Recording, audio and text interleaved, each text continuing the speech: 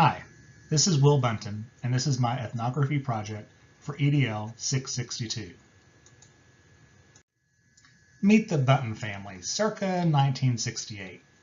That's Bill, Pat, Karen, and Heather, a happy little foursome who had no idea what was about to happen. That big happening was the birth of their little brother or son, aka me, aka Will Bunton. Yeah, I'm the one in the blue circle. I'm actually old enough to have existed both in black and white and in color. The whole time growing up, I was the youngest in my family, the youngest between my two sisters and myself, and the youngest of my two sisters and my two stepbrothers after my dad remarried. So I grew up in a house with three women, my mom and my two sisters. So this is my mom, the parent who's been around for my entire life. From my mom, I developed a love of music. Often I would sit in her room, pull out her old record player, and listen to her old albums of Dean Martin, Dusty Springfield, Rosemary Clooney, and many others. Also from my mom, I developed a much too young fascination for the thriller books written by Stephen King, many of which I read before I was even 15 years old. My mom's parents grew up in southeastern Kentucky in a small town called Whitesburg. And in those days, everyone in southeastern Kentucky was a Democrat. My papa was eventually elected sheriff, and when we lived with him very briefly, I can remember telling him as he walked out the door to be sure to cast a vote for Jimmy Carter for president for me. When I was in high school, I was lucky enough to be selected for the Governor Scholars Program. I spent 2 weeks on the campus of the University of Kentucky, which was the longest time I'd ever spent alone from home, and my entire life was up to me. I decided what I did and when I did it. I got my first taste of freedom and my first experience with classes that were a little more challenging than what I'd had in my high school. After high school, I attended Transylvania University, a small liberal arts college in Lexington, Kentucky.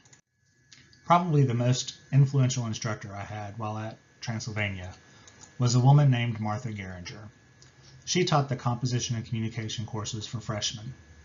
I remember one time in her class, we had to argue about the Pledge of Allegiance. The issue was whether or not students should be forced to stand and say the Pledge of Allegiance while they were at school. I argued the side that they did not. After the arguments were made, the teacher asked if anyone had changed their mind, and I had successfully changed the mind of two of the people in class. That actually felt really good. The other item of note that happened in Martha Geringer's class was reading Plato's Allegory of the Cave. This reading really has stuck with me all of these years, and I think about it often. It really demonstrated how your perspective may not always be based in total fact. I also took a course in women's studies, which was very eye-opening. The one thing that really sticks out in my mind is reading Kate Chopin's The Awakening.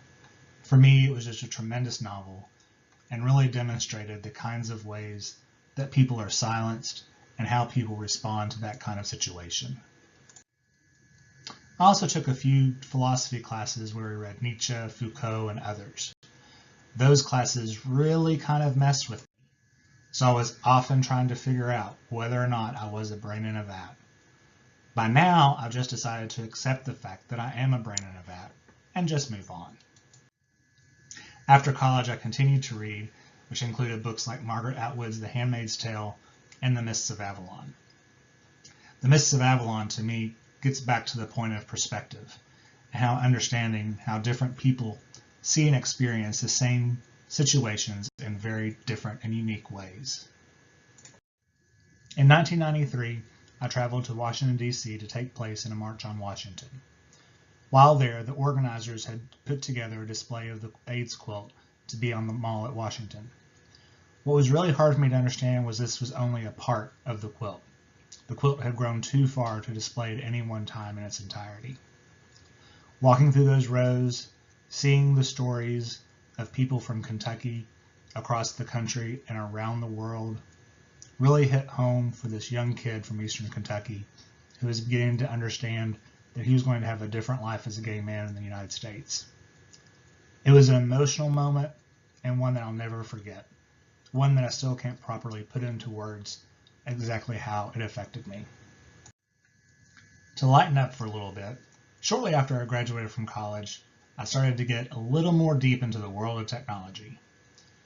From video games to getting my first computer at home, to my first cell phone, to signing up and talking to people across the world on America Online.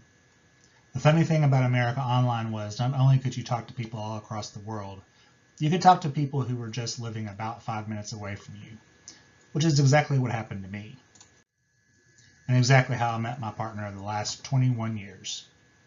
It was funny because we'd actually gone to high school together, we were living in the same town, but it was through America Online that we actually were able to ask each other out and start a relationship that's lasted for the majority part of my life. I'm very fortunate that the last several years I've had the opportunity to travel quite a bit. I've been to Europe and seen London and Paris, and recently my sister and I got the opportunity to go to China, which was a very special trip, and I'm very glad that I was able to share that with her. Closer to home, it's all about my animals. About 15 years ago, we got a cat, and since then we've had 3 dogs. They all bring happiness and joy to the house, and I'll never go without animals again. What's next for me? I'm not really sure. I should be done with this program in about another year, and after that, we'll see what's next.